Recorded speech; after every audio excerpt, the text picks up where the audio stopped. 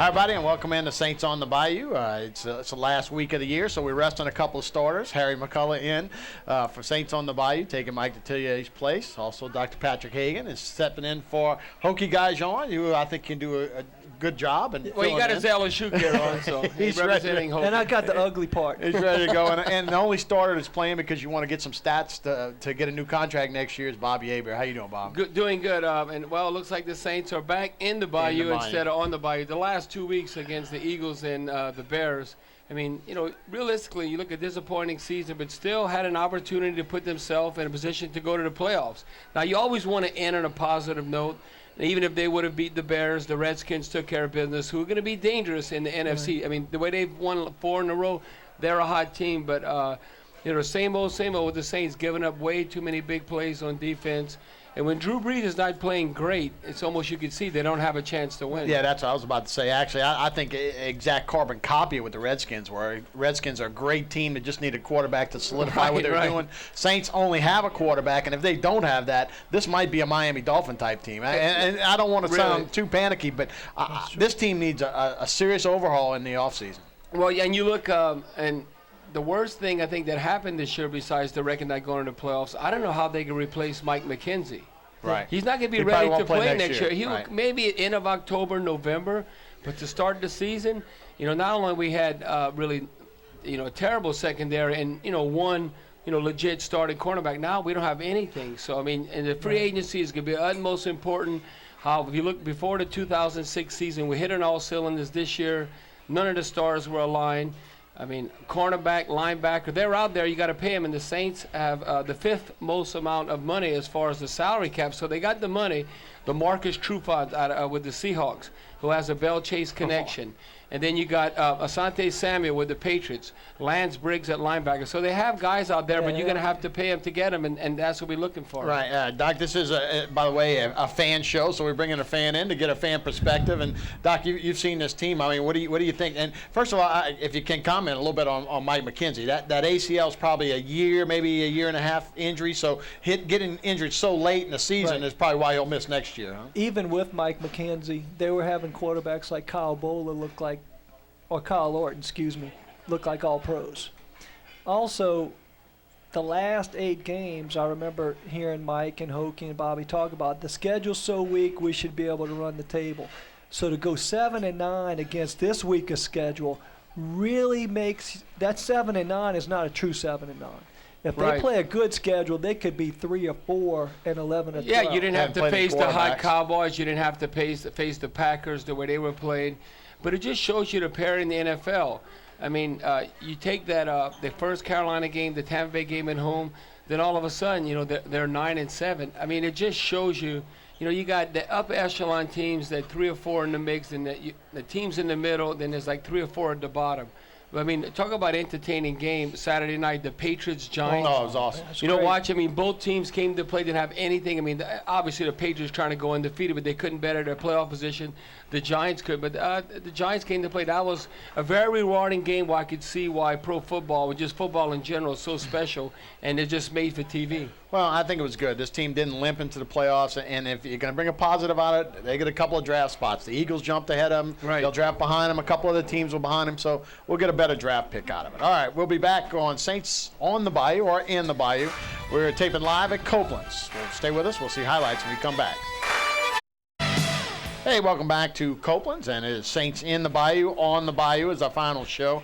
Again, Dr. Pat Hagen in, Harry McCulla, Bobby J. Hebert, and let's talk about that game yesterday and the final game of the Saints. And we say positively, it probably is going to help. They're going to get a better draft choice. But let's talk about some of the things we saw yesterday. I saw not only just players getting beat, I saw our coaching staff getting beat. It seems like the Bears linebackers, to me, really took control of the game. They really stuck Colston, and then to me they really didn't even blitz Breeze. They just waited and must have knocked 10 balls down. Well, you know, that's the strategy. One reason now, and I'm gonna bring this up. I am still tied with one record for the Saints as far as sacks in a season. I had 15 sacks. It was either 91 or 92. So Drew Brees got sacked 3 times, so he didn't beat that record. And that's something why you see the Bears approach. One thing about Drew Brees, a lot of 3-step, 5-step, the ball's coming out quick. So the defensive end of the Bears, big, long arms. These guys, if they couldn't initially get to him, they see it was a 3-step concept. They were stopping in their tracks and just getting those big paws up to bat balls on. I mean, it was like 5 or 6 that were knocked down. But, one thing about the Bears is they took the approach that we can't get pressure like we did last year in the championship game against Drew Brees, and that was the approach they took. But, Drew Brees was able to accomplish, and I think it's unbelievable. He broke Rich Gannon's record, the most completions in a season. Yeah, 443. Even though in a losing effort, there was a lot of great individual efforts. Marcus Colston breaking Joe Horn's record as far as receptions. In the NFL, first 2 years, no one's had more receptions. So there's a lot of stuff, going on. Pierre Thomas, the first running back. Now, this is surprising. The first running back in Saints history to have over 100 yards receiving and 100 yards rushing the ball in a game. So, Wow. Pierre Thomas, he was not overwhelmed, went back to his hometown, a young guy, free agent. That's a feel-good story. And talk about a humble kid. How could you not cheer for Pierre Thomas? Well, that's a guy we saw coming way back in August, in training camp. And again, there's a couple of things that aggravate me about this team. And let me get them off my chest. I know you did last night too, Bobby, by the way. But when you talk about personnel moves, Pierre Thomas has been there all year. They don't use him at all. At the beginning of the year, Jason David can't cover anybody. He plays all year long. Not only they go on a 4-game win streak when he breaks his arm. Why do they continue with these personnel moves when it's just obviously it's not working or it's not the right thing? a lot of things the politics in the NFL. I'm gonna tell you the part is when you have a lot of money invested in a player, you want to make him work out. So when they brought Jason David on board. Even though, say Fred Thomas, he took a pay cut. What you mean a pay cut? He lost $2 million a year. Yeah, he lost $800,000 instead of 2.8. He's making now $2 million. Yeah. But he should have saw the field. Right. The Saints fans take the approach. Okay, now this is not correct English, Not but sure I'm going he to was tell the you. answer, though, bro. But it's like Fred Thomas was worse. Well, Jason David was worser. Right. When you look at it, it's about going from bad to bad. It was like, at least give Fred Thomas, you paid him $2 million, another opportunity to come back on the field, because Jason David obviously was not the answer. That entire back half may have to go. Josh Bullock, I don't understand terrible. why Kevin Casevenhorn, after his 3-game performance That's before the Eagles game, why he was not in the game. Josh Bullock did a pretty good job along with Roman Harper in run support, but as far as pass defense, Josh Bullock, a lot of times when the cornerbacks would get beat on those post routes, Jason David got burned, or Jason Kraft. On those post routes, where is the safety? Now, on the go route, to Devin Hester, that is the cornerback. But when you see any kind of skinny post or post route, where is the safety? And Josh Bullock was horrendous playing the pass this year. Drew Brees is a playmaker. He can elevate average to below average players on the offense to do great things. There is no one on that defense that can elevate the play of their teammates around them. Until they get that, they won't. Perfect example, look on the defensive side, Charles Grant. You getting paid the big bucks. You can't have 2.5, 6 sacks. I know you had an injury. You got to be in double digits. You getting paid the big bucks. You got to be 9, 10, 11, 12. Kind of like Patrick Kearney going to the Seahawks from the Falcons. They gave him the $20 million. Shoot, he's right there, 14.5 sacks. That's what you need. Charles Grant didn't step up. Then Will Smith, was supposed to be our top defensive player, him and Charles Grant. He gets like 3 stupid penalties. You got to play smarter than that. And then they really don't, like you said, don't have anyone. I think McKenzie and the right team, he's a Pro Bowl type player. But then you're looking at our linebacking core. Shanley, Seminole, journeyman. Right. They can make NFL teams, but they're journeymen. Scott Fujita is a starter, but he's not a superstar. Right. There's a difference. Right. You got the journeyman, you got starters and superstar. Right now, the Saints truly don't have that playmaker at the linebacker position. Yeah, you're right about that. I thought Brees was not so sharp early with the interception and a bunch of dinks and donks, but let's take a look at it. And it ended up being a pretty good day for him. But Brees early on threw out to Urlacher, who stepped in front of this one. And, Urlacher has a tough back, but he look stayed at in Brian there the whole Urlacher. time. To have 5 interceptions from the middle linebacking spot. The defense bowed their neck, though. After the turnover, they only held them to 3 points. Robbie Gould with the field goal there, and then Peterson running. The other Adrian Peterson. The other Adrian Peterson. Kyle Orton, and then go across the middle. And where's that deep help, Bobby?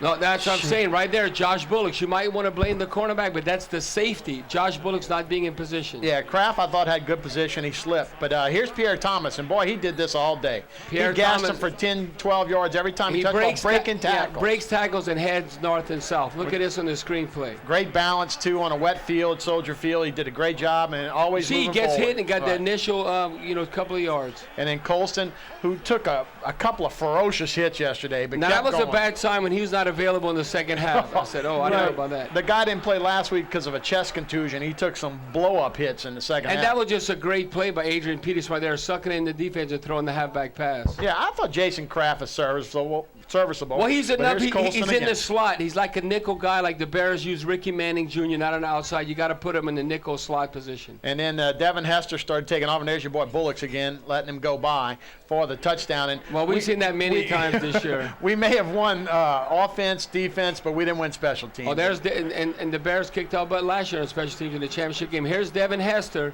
Okay, are you crazy? Yeah, well, what are we doing punting this guy the ball? I mean, he's the best in NFL history. I played with Deion Sanders and, Brian Mitchell right here from Louisiana Lafayette. No, this guy in 32 games already almost has the record. It's unbelievable what he's accomplished. Yeah, 5 last year, 6 this year. He's incredible.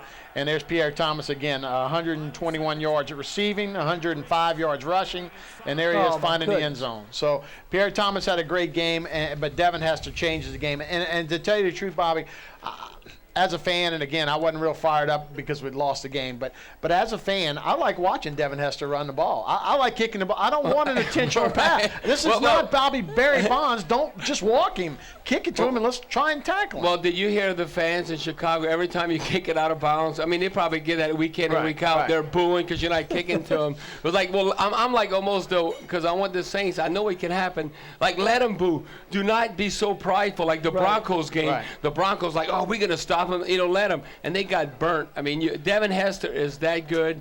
And now he finally, I think, found his niche. They're not going to use him on defense as a cornerback. They're going to make him into a receiver. Jeez. And you can see cornerbacks like that. Yeah, and the big bomb, has good hands and making big plays. Hey, Reggie needs to be returning more kicks next year. Great point. Great point. Kickoffs and punts. Two things at Reggie Bush. He needs to be here throughout the offseason and work out with his teammates, not going do commercials at Beckham and do all the international scene.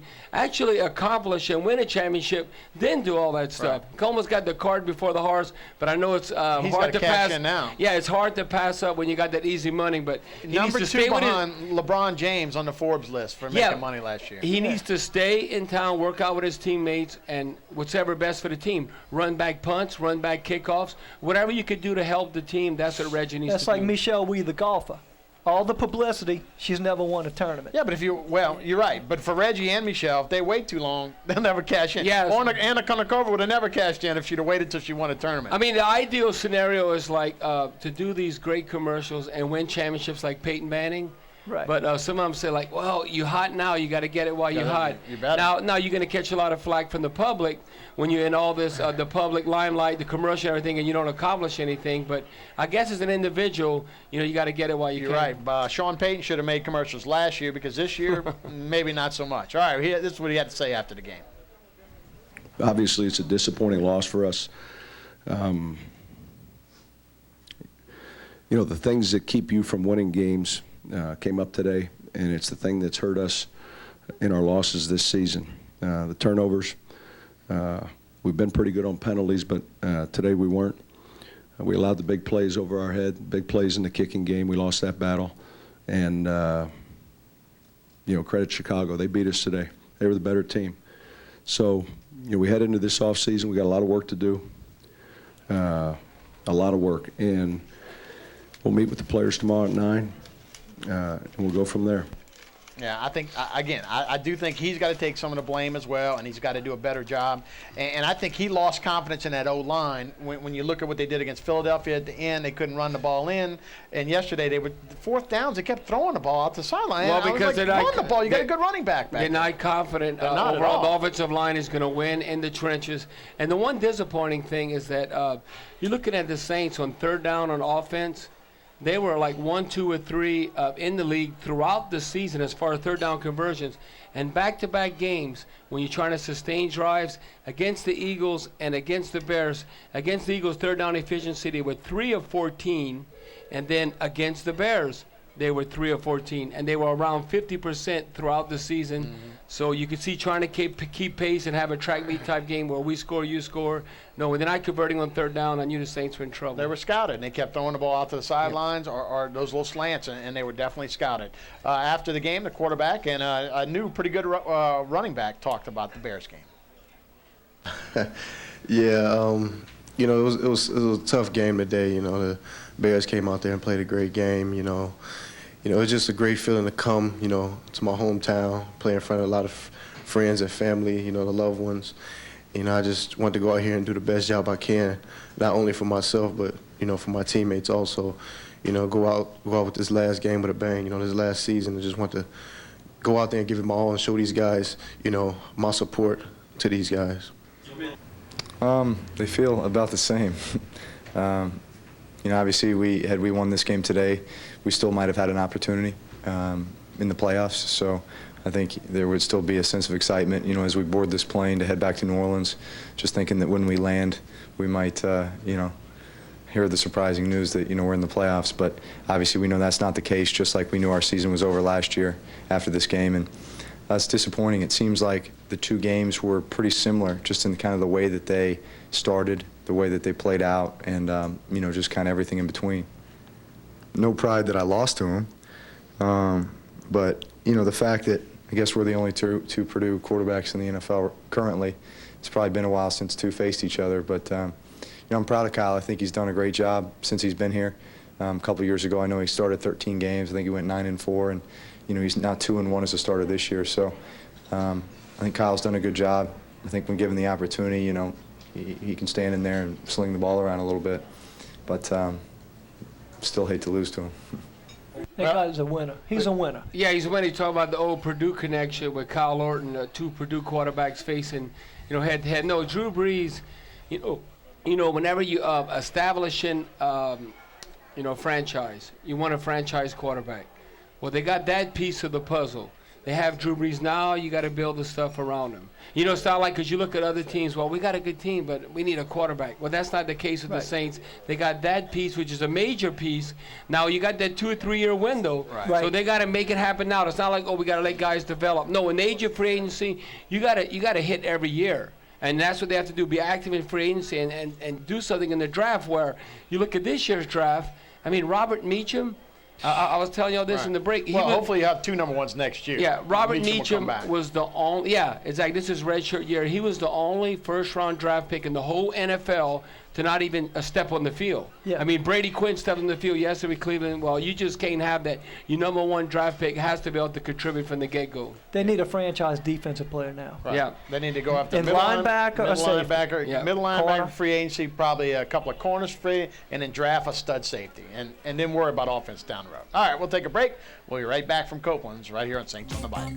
And we're going to do some, you can do maybe the Hornet show. I know you used to play at LaRose Cutoff. You play basketball. Play a little basketball. Yeah, so you can do the Hornet show too. Well, we could do a little sports talk, you know, coming up. So got to get more involved with the Hornets. And tell you what, Chris Paul, he's like the Drew Brees of the Hornets. Oh, he's great. I mean, you don't want to let that guy go.